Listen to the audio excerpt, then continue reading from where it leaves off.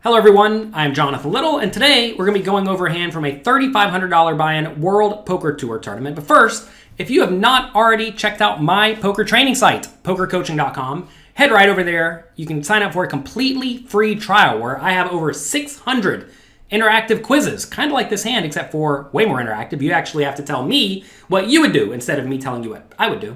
Also, I have a lot of challenges that force you to tell me how you would play with your whole range, and lots of classes by many of the best players in the world. So check it out. You can get a completely free trial at pokercoaching.com. In this hand, we are in the money. That's always nice. About 1,100 people played the tournament, so maybe, 150 people got in the money, so there's still a long way to go. Many players think it is a huge success to get in the money, but in reality, it's only a marginal success. The goal is to win the tournament. Winner of the tournament gets $600,000, whereas a min casher gets, $4,500 or $5,000. It's a big difference between those two numbers. And if I recall correctly, I busted in 35th place for only $15,000. So if you get $5,000 for taking 150th place and $15,000 for taking 35th place, first place gets $600. You'd clearly rather try to get those top few spots, right? Which usually means once you get in the money, you need to try to get some chips. So that doesn't mean you should be insane, but you should be looking to play some pots. All right, here we have a spot where cutoff raises to 26,000. 3 big blinds, a little bit bigger than 3 big blinds. That's a little bit abnormal. And I have 10-7 of diamonds in the big blind. This is a hand that is fine to call with in almost all scenarios, but we do need to proceed with a little bit more caution than normal because the cutoff made such a big raise size. This was a little bit large in general. I actually read this as perhaps being a little bit weak, and I actually thought about going all in. I know that may seem a little bit aggressive, but my first tournament book, I discussed jamming over people who raise too wide but then don't call off against all ends often enough. That is a very, very powerful play that will result in you winning all of these pots. I mean, notice right here, pots 46,000 chips. That's a whole starting stack. So call it $3,500 in cash. We just get if we shove and the guy folds. Obviously, it doesn't work quite like that, but it is still very valuable to pick up these pots. So anyway, this is a spot where I'm going to play the hand. I'm either going to call or shove. I probably should have just shoved because I thought this slightly bigger than normal raise size was a little bit weak. But I decided to call. We get bottom pair, backdoor draw. I check, opponent bets tiny. I don't really like his tiny bet here. This is a spot where I think the opponent should be betting big with a lot of his range because it's kind of easy for both of us to have a pair here. And if we have a pair, we're just not going to fold to most reasonable bets. But he does go small. And when he goes small, I'm getting great odds. I'm just going to call with all my pairs. Turn goes check, check. And now, here we are on the river. This scenario comes up a lot where you check, call, flop, turn goes check, check, and now we find ourselves on the river with a hand that has a little bit of value, but is in a pretty nasty spot. Where if I check and my opponent bets, I don't exactly know what to do, right? If I check and my opponent bets 60,000, probably just supposed to fold, right? But if the opponent's competent, they're going to bet 60,000 with ace highs, with their misses, like maybe even like pocket twos they decide to bluff. So this is a scenario where if you play around with the GTO solvers, they will recommend making a tiny bet with hands that have between like 50 and 52% equity against your opponent's range, which usually that's going to be something like third pair. And also a tiny sliver of bluffs and a tiny sliver of nuts. Usually want maybe like 10% nuts, 5% bluffs, and then a bunch of marginal made hands.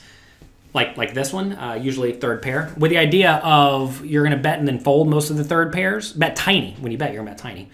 But you do call it off sometimes if you have a blocker. So like maybe Jack 10 bets and then actually calls a raise. I know that may sound insane, but if the opponent is also insane, we have him labeled a loose aggressive player, that could be the right play. We're not going to get into that too much. But this is a spot where this hand is a viable candidate to bet small. And when I say small, I mean like 1 big blind or 2 big blinds. And in this scenario, I do go for a 2 big blind bet. I have not had great success with a 1 big blind bet in live poker. It seems like a lot of players will just almost mindlessly raise the 1 big blind bet in live poker, but I have found a pretty good amount of success with a 2 big blind bet or 2.2 big blind bet. What usually happens is they either call or fold, which is great, right? And you really don't want them raising all that often. You may say, well, if I bet 2 big blinds, aren't they just going to sense weakness? Well, if you think they're going to sense weakness and raise you a lot, what should you do? Don't just blindly follow what anyone tells you, right? If in your games, your opponents will always raise small 2 big blind bets, bet 2 big blinds with the nuts. Easy game, right? And then bet big or whatever size gets them to fold with your bluffs.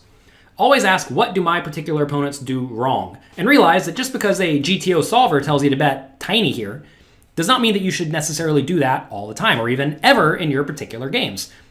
I know the solver here says 1 big blind, but I'm not betting 1 big blind because I have not had great success with that particular sizing. But I do think the play, where you check, call, flop, check, check, turn, and then bet small on the river, is quite powerful. So I've been experimenting with 2 big blinds, and I think that works pretty well. Anyway, don't think that you have to mindlessly follow solvers or mindlessly follow what I tell you or a Twitch streamer tells you or anyone tells you. Do what works for you, which implies experimenting and actually taking good notes on what works and what does not work. The problem is a lot of players just want to follow someone and complain whenever it doesn't work out properly, but that's not how you get good at life. I hate to break it to you. You need to be an innovator, and you need to find what works and find what doesn't work. That doesn't mean that you should just make absurd plays, like you don't want to start 4-betting the 7-2 offsuit every time. But if you think a play has merit, but a particular, very specific play is not really showing you good results, tinker with it a bit and see what happens, right? I'm not saying you should always be trying to just look for a strategy. A lot of people think, oh, that means just do whatever you want. Always be looking for something different.